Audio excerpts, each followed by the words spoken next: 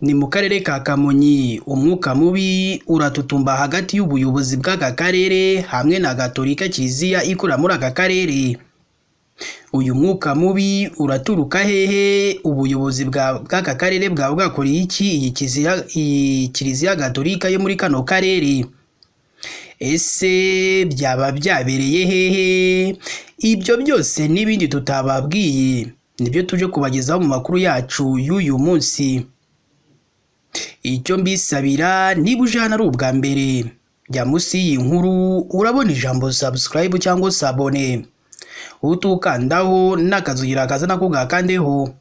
Icyo gihe uzaba ushimangiye yuko ugiye kujya uba uwa mbere mu kubona amakuru ya KN Radio tugenda tubagezaho umunsi ku wundi.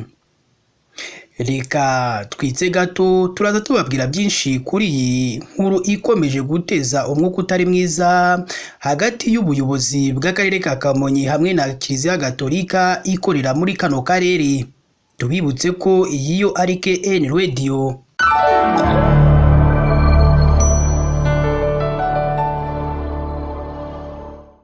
Reka nongere mbaye ikaze bakunzi ba KN Radio, ishakira urukumbi ry'amakuru agezweho mu Rwanda ndetse no hanze y'u Rwanda. Umwuka mubi, umwuka ugaragara hagati y'ubuyobozi bw'akarere ka Kamonyi ndetse na Kiliziya Gatolika ikorera muri kano karere ka Kamonyi, bikomeje guteza umwuka utari mwiza hagati y'ubu buyobozi ndetse n'iyi Gatolika. Ese bino bintu byagenze gute? Ubuyobozi bw'aka karere ka Kamonyi bwandikiye ibaruwa bumenyesha Kiliziya Gatolika ya Paruwasi ya Mugina ko ibaye ihagaritswe ibikorwa byose biteza impaka mu baturage ndetse n'abasengeraga muri iyo Kiliziya Gatolika iherereye mu murenge wa Mugina. Mu itangazo ryo kuwa 14 Kanama 2024, umuyobozi w'akarere ka Kamonyi Dr. Nahayo Sylvain avuga ko uku gufunga iyi Kiliziya bishingiye ku itegeko nomero 72 ryo kuwa 18 ryo kuwa 31 z'ukwa 2018 rigena imikorere n'imitunganyirize by'imiryango ishingiye ku myemerere cyane cyane mu ngingo zaryo iya gatatu, ya 16, ya 20 n'iya 23. Yongeraho ko bashingiye kandi ku mabwiriza y'urwego rw'igihugu rw'imiyoborere nomero 001 ryo kuwa 8 z'ukwa 2019 agenga imiryango ishingiye ku myemerere cyane mu ngingo yayo ya 2. Dr. Nahayo Sylvain avuga ko ubuyobozi bw'akarere ndetse n'ubw'umurenge wa Mugina bwakoze igenzura busanga Kiliziya Gatolika Paruwasi ya Mugina itujuje ibisabwa, bityo ibikorwa byayo byose biba bihagaritswe. Uyu muyobozi w'akarere ka Kamonyi Dr. Nahayo Sylvain yagize ati: mbandikiye mbamenyesha ko ibikorwa byose bya Kiliziya Gatolika Mugina bihagaritswe. Uherera iki gihe mubonye rino tangazo, uku gufunga uru rusengero byakuruye impaka by'umwihariko ku mbuga nkoranyambaga, hibazwa niba n'ibindi bikorwa iyi Kiliziya yari isanzwe ifite muri ako karere nabyo bihita bihagarikwa. Amakuru kandi avuga ko mu ibaruwa yanditswe n'umuyobozi w'aka karere ka Kamonyi atakoresheje imvugo iboneye, kuko yandikiwe Kiliziya Gatolika ya Mugina aho kuvuga paruwasi, bityo igaragaramo ukutubahiriza imiterere n'imikorere y'inzego za Kiliziya no kutamenya inyito ikoreshwa. Kugeza ubu ntacyo iyi Kiliziya Gatolika Paruwasi ya Mugina iragira icyo itangaza. Ubwo kuwa 14 Kanama 2024 yakiraga indahiro z'abajya mu nteko ishinga amategeko, Perezida wa Repubulika y'u Rwanda Paul Kagame yavuze ko insengero zigomba kuba zujuje ibyangombwa bigenwa n'amategeko. Icyo gihe yagize ati: ibitubahirije amategeko ntibikwiye kubaho. Ubwo rero nabonye bavuga ngo ubanza perezida atabizi. Ibintu byo gufunga insengero ni icyaha, ndabizi, simbishaka. Ibindi by'akajagari noneho niyo byaba biri mu madini simbishaka, nzabirwanya rwose.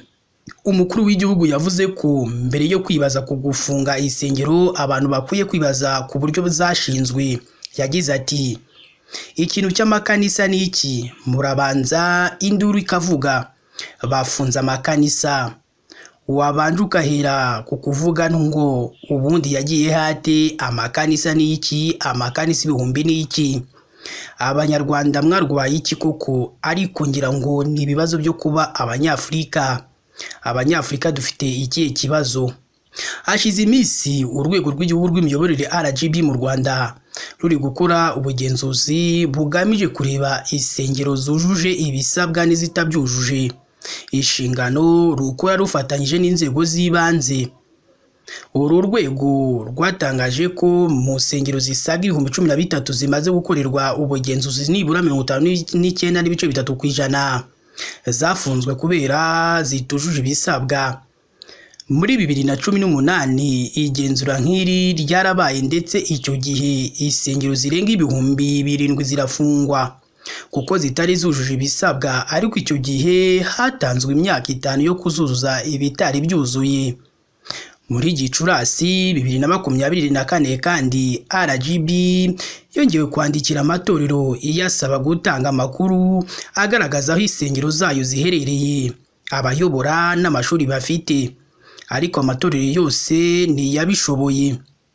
Zimwe zaje guhabwa igihe cyo kuzuza ibyo zasabwaga zongera gukomorerwa gukora, ariko RGB igaragaza ko yakomeje gukora igenzura kandi ko abayobozi b'amadini n'amatorero bakunze kuganirizwa bagasabwa kujya gukosora ibyagaragaye bivuye mu bugenzuzi.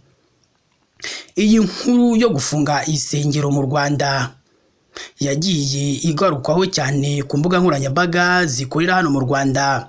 Ibinyamakuru byaranditse bitewe n'uko bamwe bavugaga ko batari gufungirwa insengero zabo, ahubwo bari kubwirwa ibyo bagomba kongeramo, ariko insengero zabo ntizifungwe.